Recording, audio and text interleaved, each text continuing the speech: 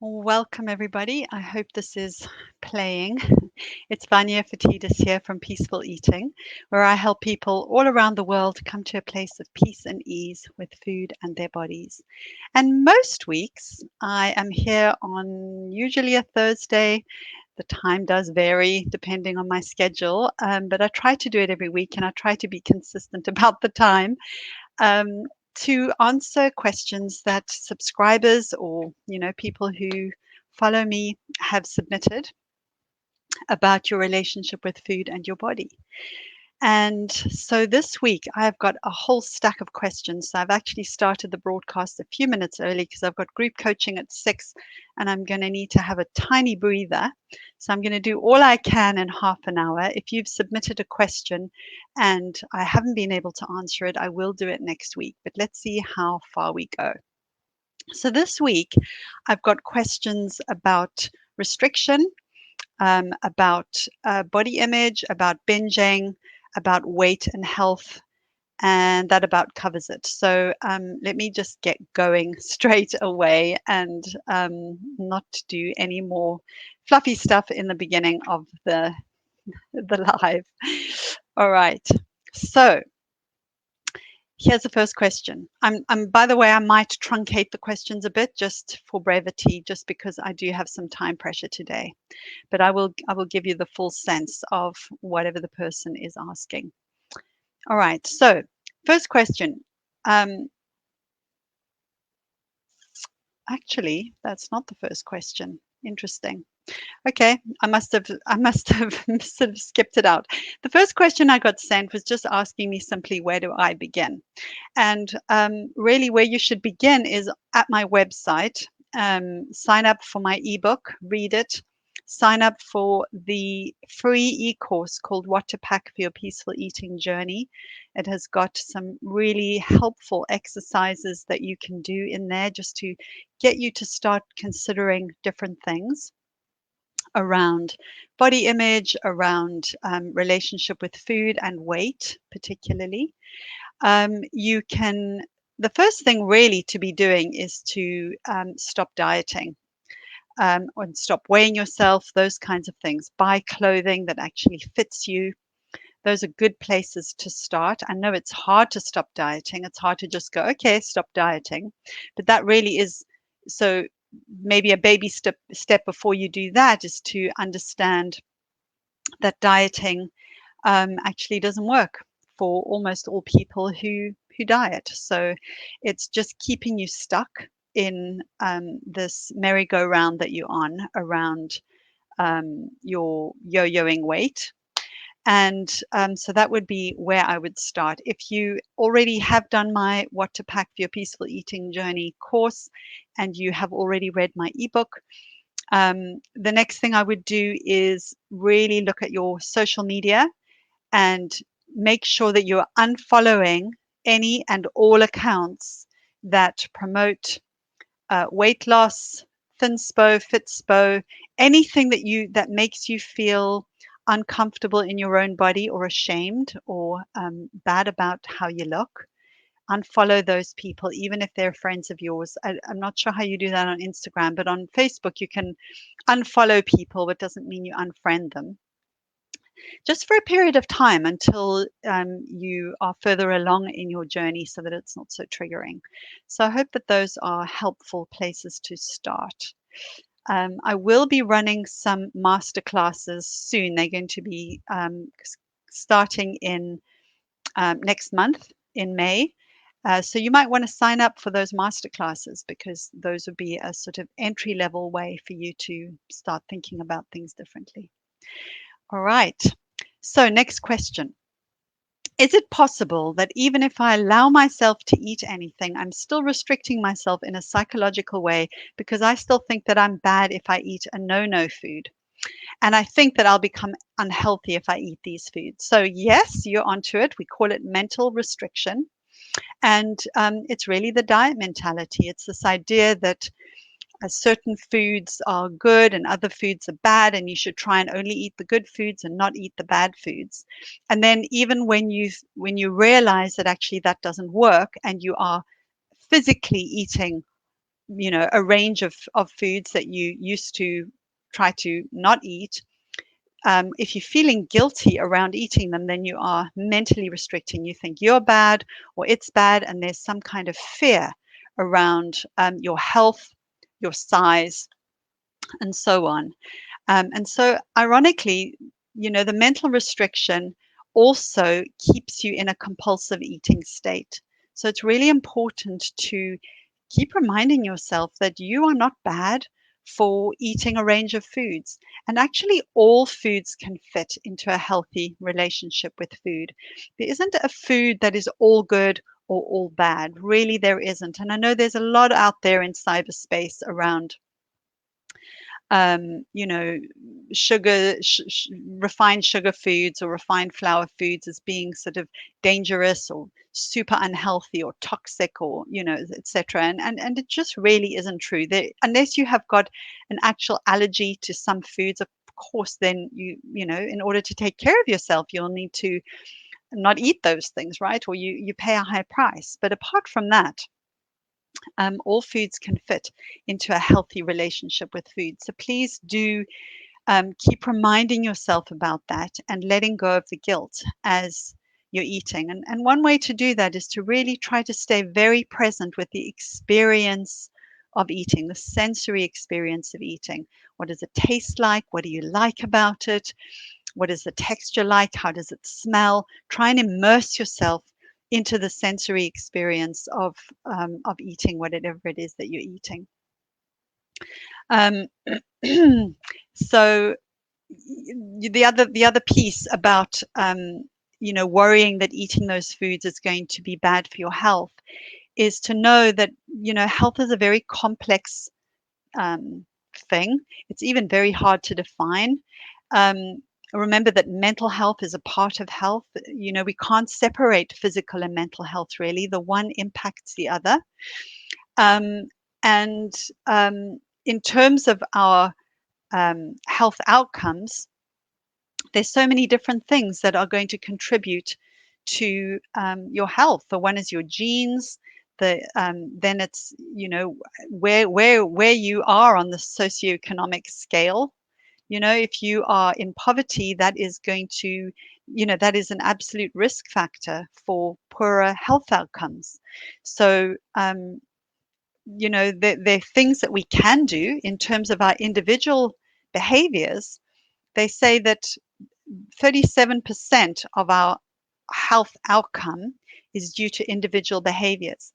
But that's not 37, that 37% isn't just what you're eating and how much you're exercising. These are all the individual behaviors that we might be doing. For example, washing your hands, in COVID times, wearing a mask, getting vaccinated, having regular checkups with your health providers, brushing and flossing your teeth. Really, really important health behaviors, because gum disease can really lead to problems through your whole system, for example. Practicing safe sex, drinking alcohol within government guidelines, not smoking, not undertaking high risk behaviors, wearing a seatbelt. All of these things are individual behaviors, and eating and exercise has a part to play, of course, but it is by far um, not as important as we are led to believe that it is. And that really does fit in with the kind of political ideology that we see at the fore these days, which is all about individual behavior, take individual responsibility, and not looking at the bigger picture of people's work-life balance, being able to have enough money to just sustain ourselves, but also to enjoy ourselves, because that reduces our stress levels, having clean environments in which to live, air that isn't polluted, and so on and so on. So you really need to put this in perspective. That's my recommendation. All right, let me move on to the next one. All right, so this person says, why can't I just stop eating? And I think that just that question itself is so telling.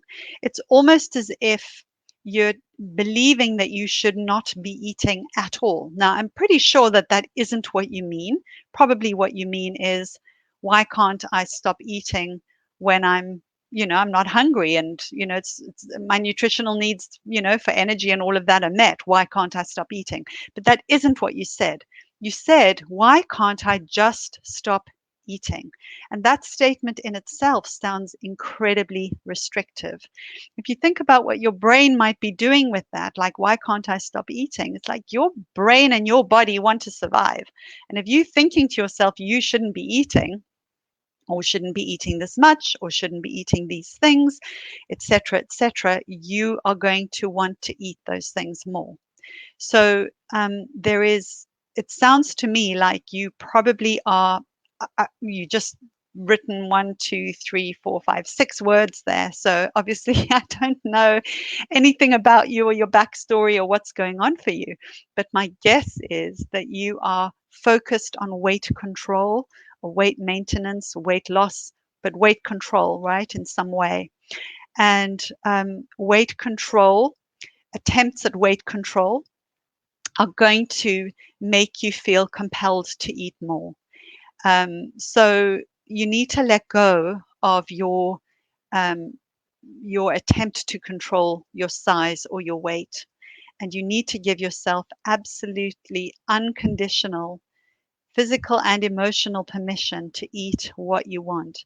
And when you're doing that, see if you can try to stay as connected as you can with the experience of eating.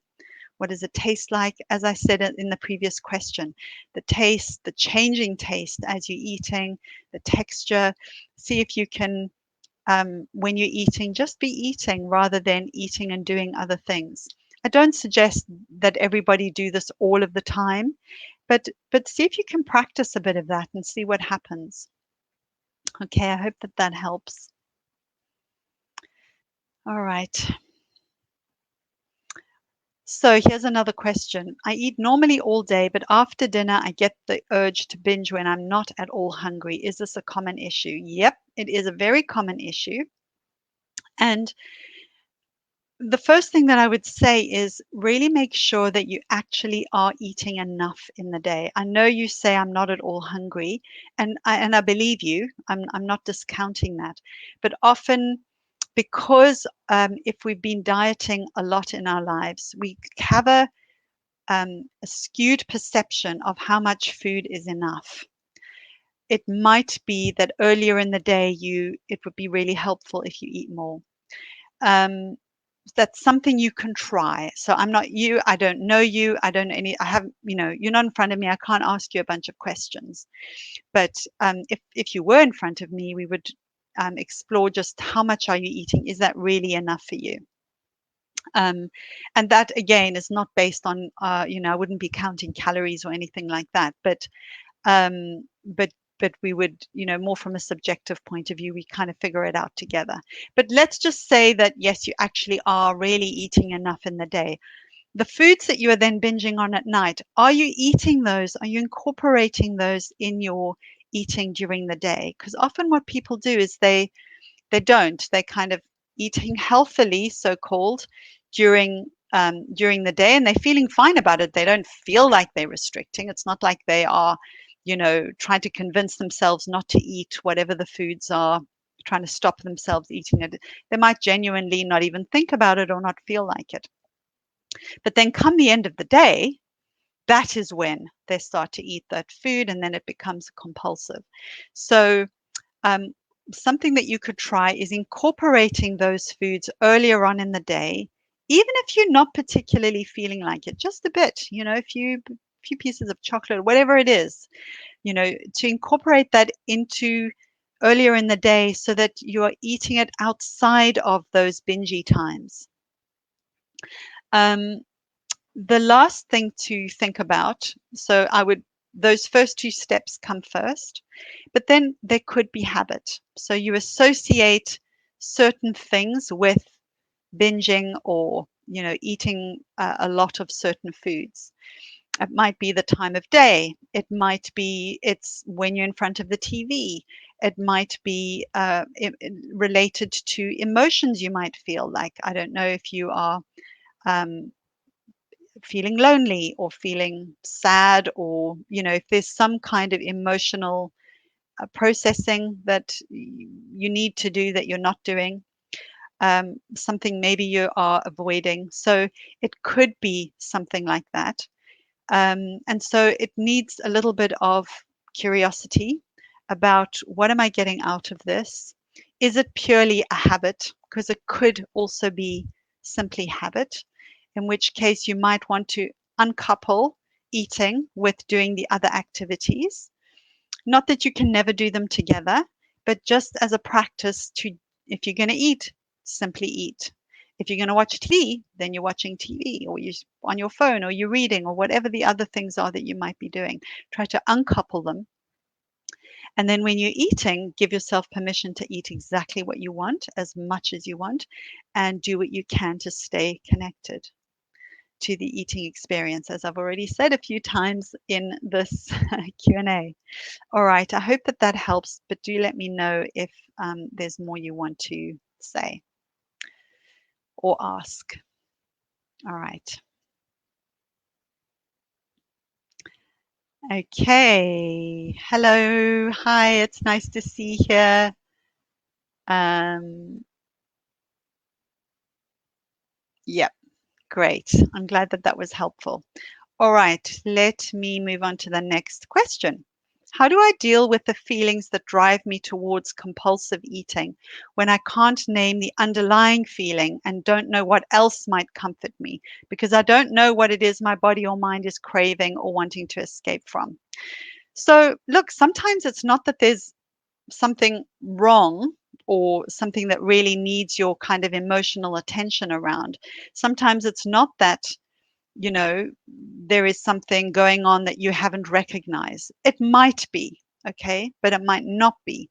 So my very first question to you would always be about mental restriction and or physical restriction that um, you might be doing to yourself, right? Because that in itself will create this compulsivity around food. So that would always be where I would start. Are you eating enough? Are you trying to lose weight or control your weight? Because if you are, that's going to drive compulsive eating. Are you eating the things that you're eating guilt free? The things you want to eat. So, all the things that you might have previously forbidden or you might currently think are no foods, so called unhealthy foods, um, have you incorporated them into your eating, and are you doing that in a guilt free way? That would be where I would start.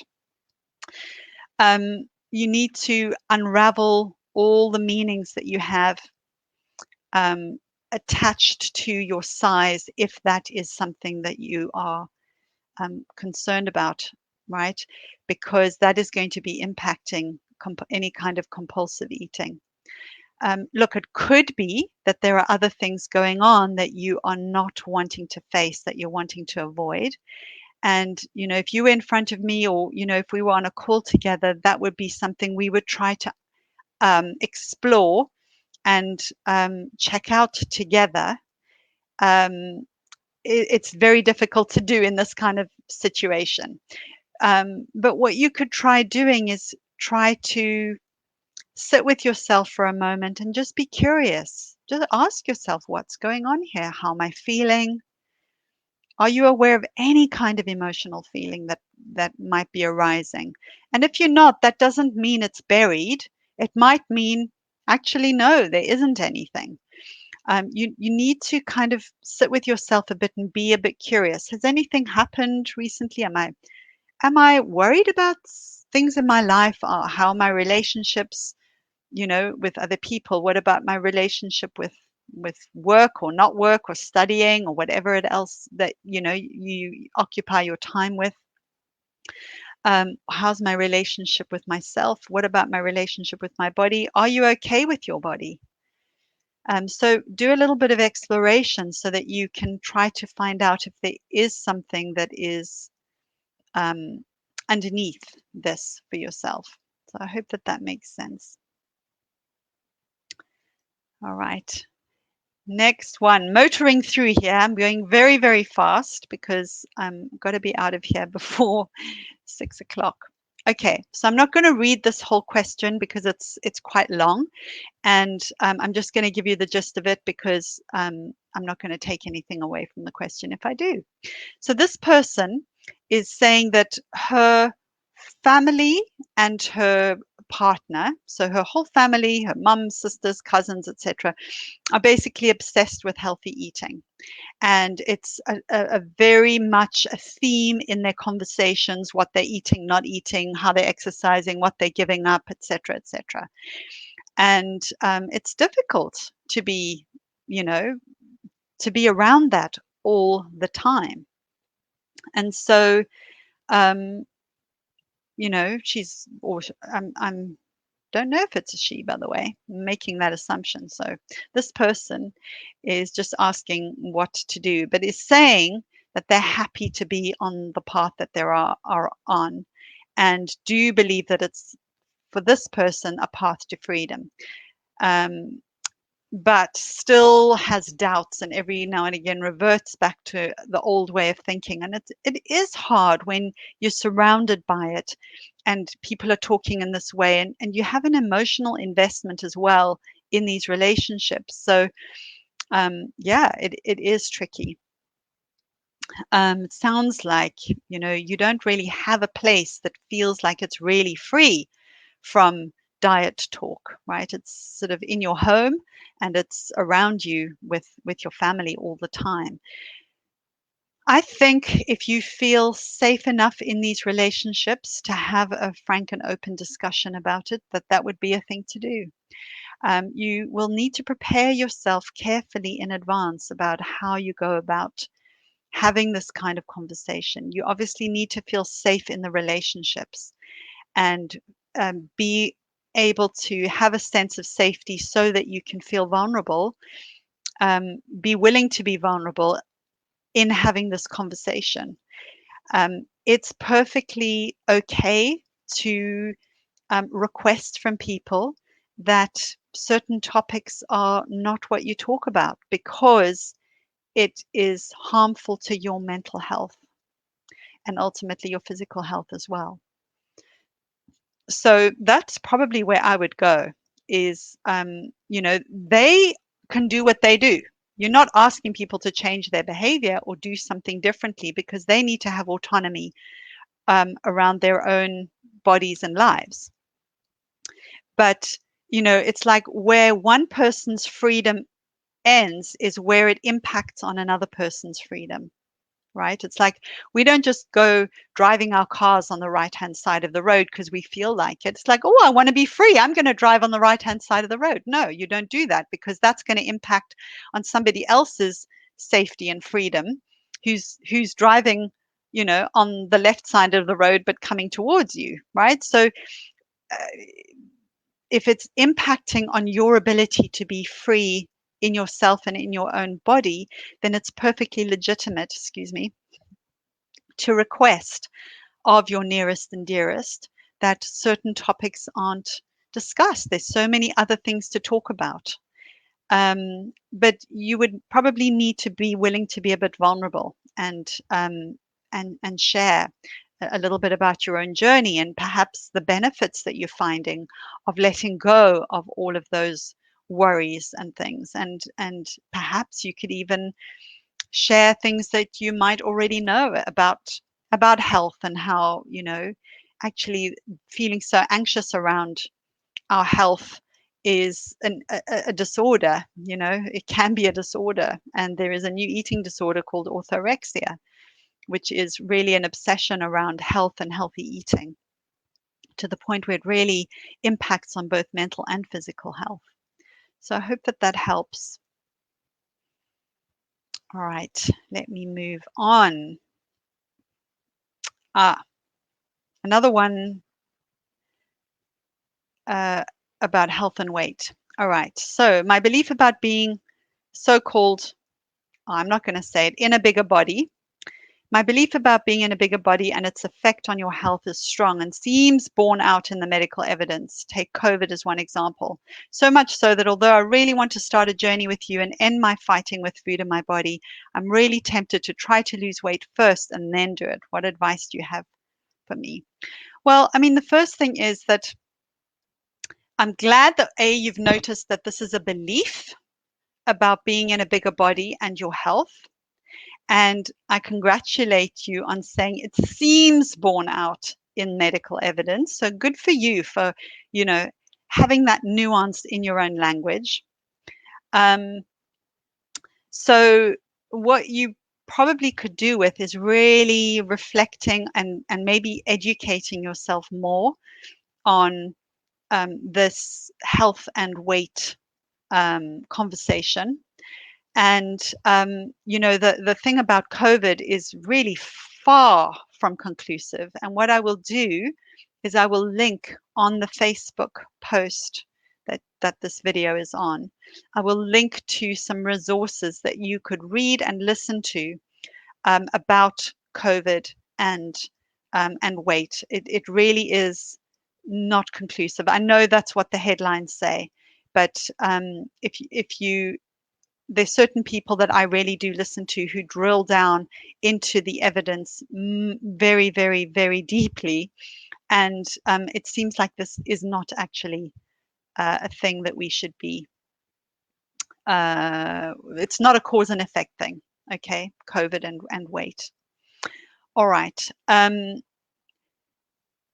So correlation is not causation. So sometimes of course, you will see that people, on a population level, maybe people at higher weights will have more health problems. But why that is far from clear.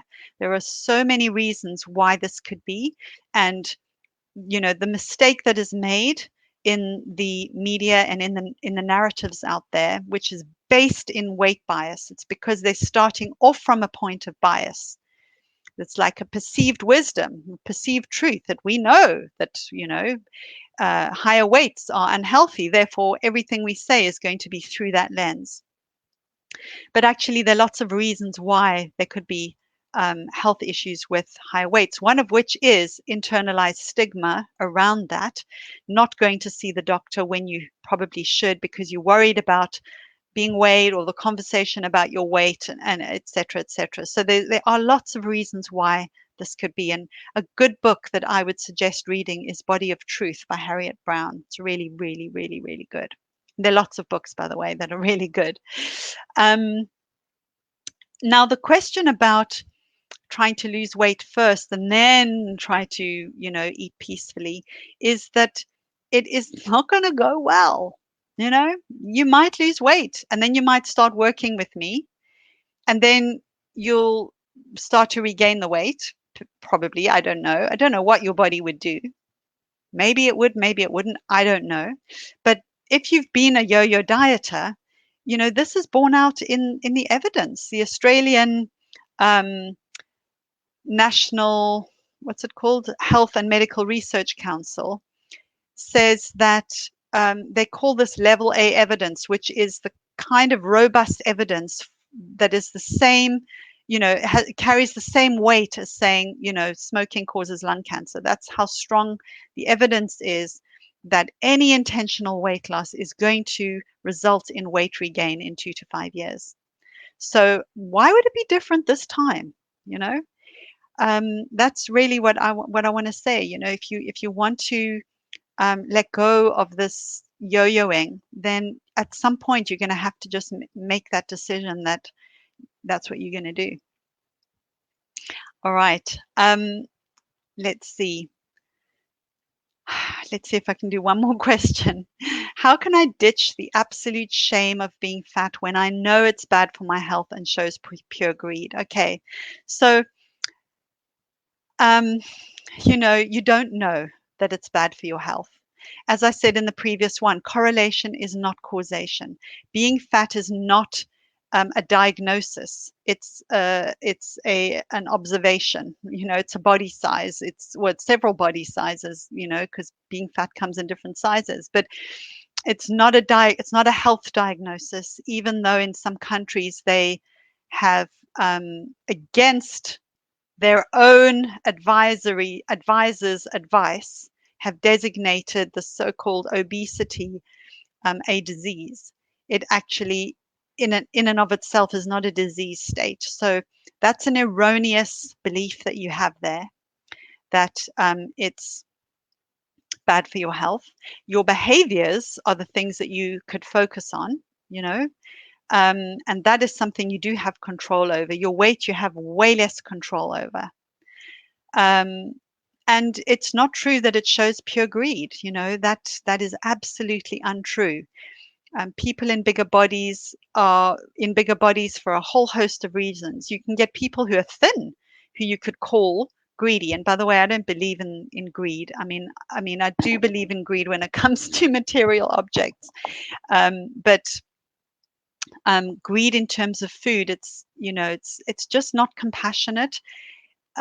Let's rather think about why somebody might be eating past the point of fullness, and help people to come to a place of being able to honor their own body's signals. But your question was, how do I ditch the shame?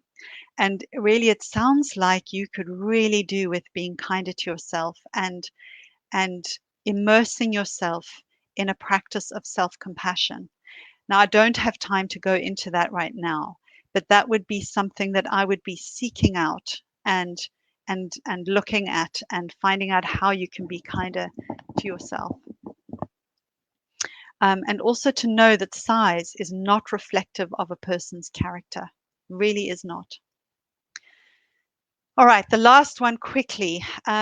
What do you do? Basically, how can you make peace with your body if you feel uncomfortable inside your own skin? And really, when you say you feel uncomfortable in your own skin, I would say there's an emotional discomfort and there's a physical discomfort. The physical discomfort, if you're uncomfortable in your own skin, is how can you make your current body more comfortable? Wear clothes that fit, for example.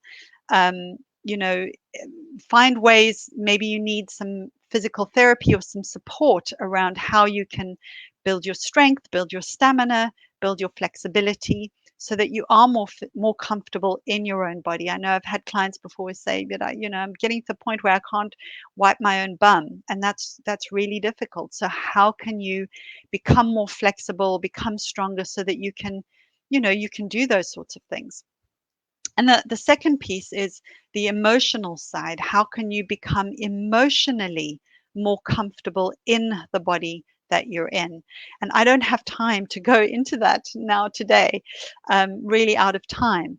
But the first thing is to become more compassionate towards yourself, to start to unravel and unpick all the meanings that you associate with your body size, and really challenge that thinking. But most of all, be compassionate towards yourself, and put your attention on your experience of life rather than so much on your appearance and how you look, and try to experience your life more being inside your own body, rather than thinking about your body as a thing that is being looked at, if that makes any sense. All right, everybody, I have to go. I've got group coaching now. People will be waiting for me, but it's lovely to be here with you. Thank you for watching, and do send in your questions, peaceful-eating.co.uk/ask, and I will answer you next week. All right, take care and speak to you soon. Bye.